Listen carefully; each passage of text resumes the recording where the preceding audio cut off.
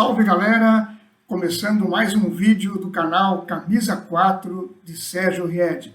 E vamos falar hoje do final das oitavas de final da Champions. Quem foram os grandes destaques e quais vão ser os grandes confrontos das quartas de final. Vamos lá então. 7 times grandes de muita tradição passaram para as quartas. O único considerado de menor tradição, pelo menos em grandes títulos europeus, é o Aston Villa da Inglaterra, que num confronto contra o Clube Bruges, acabou passando e se juntou a essas outras 7 grandes equipes, das quais vou falar logo em seguida. Os grandes destaques brasileiros da rodada, da segunda rodada, né, dos jogos de volta das oitavas de final, eu diria que foram o Alisson, do Liverpool, que apesar de ter tido o time eliminado e não ter conseguido defender nenhum pênalti, né, o jogo foi para os pênaltis, o Alisson fez grandes defesas na partida e mais uma vez foi decisivo para levar o confronto para os pênaltis, porque nos 2 confrontos o PSG foi muito melhor. Vamos falar disso também um pouquinho mais para frente.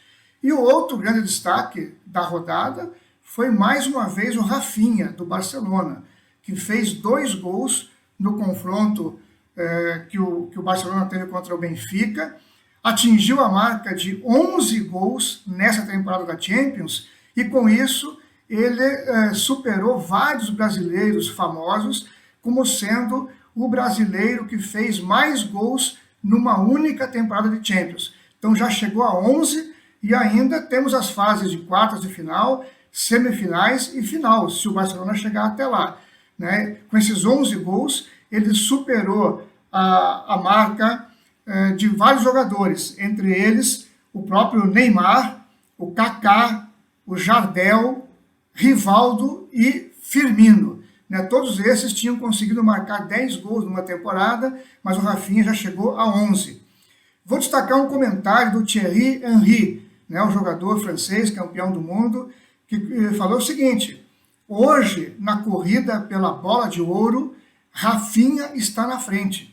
Isso, palavras do Thierry Henry. Por quê? Porque o Rafinha é um grande goleador, ele não cobra pênaltis. Isso não quer dizer que quem cobra pênalti deve ser colocado em segundo lugar, mas não deixa de ser um mérito, né? O jogador ser artilheiro sem ser o batedor oficial de pênaltis da sua equipe, né? Então, na visão dele, do Thierry Henry, hoje o Rafinha já está à frente do Salah, que aliás foi eliminado, então não vai ter mais a vitrine da Champions para se destacar.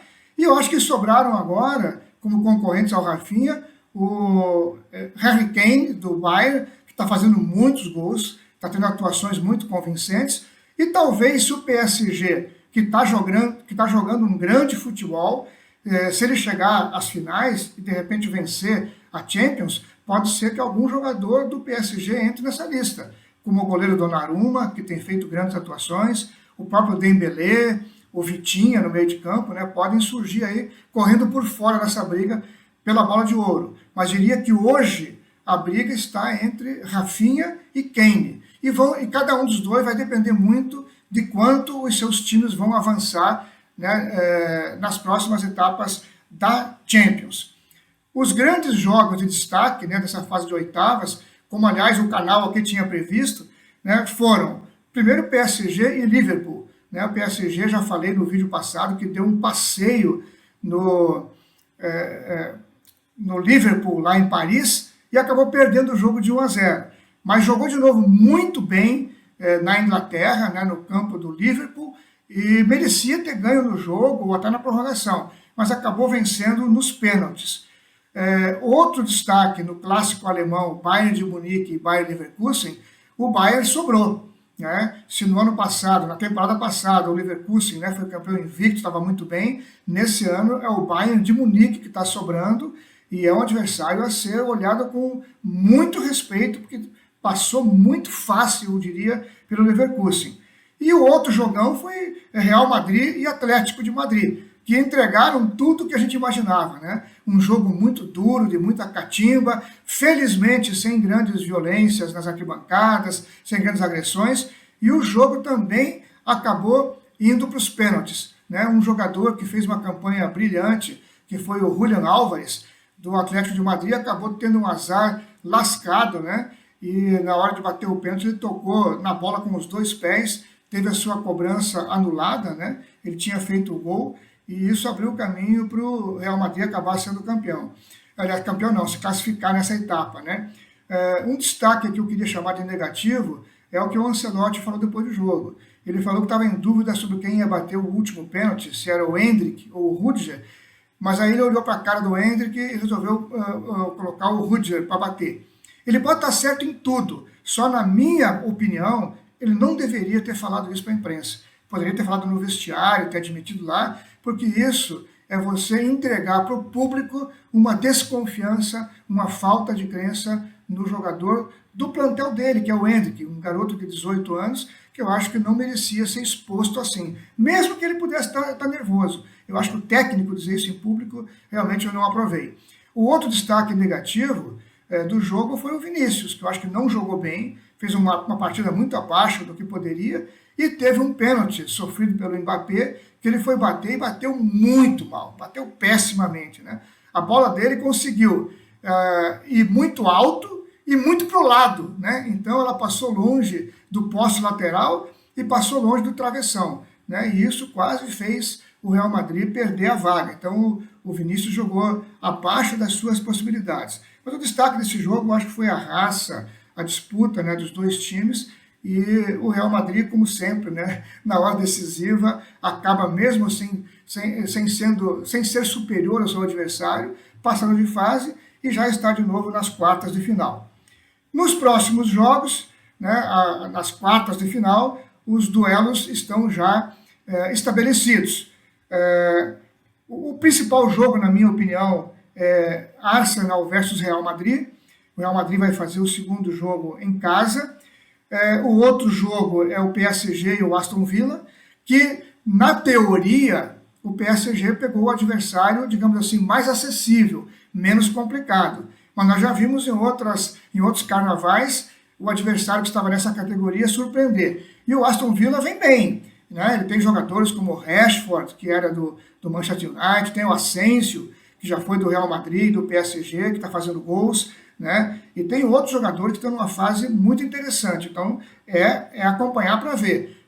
Embora o PSG está numa campanha e jogando um futebol muito bonito, né? Muito convincente.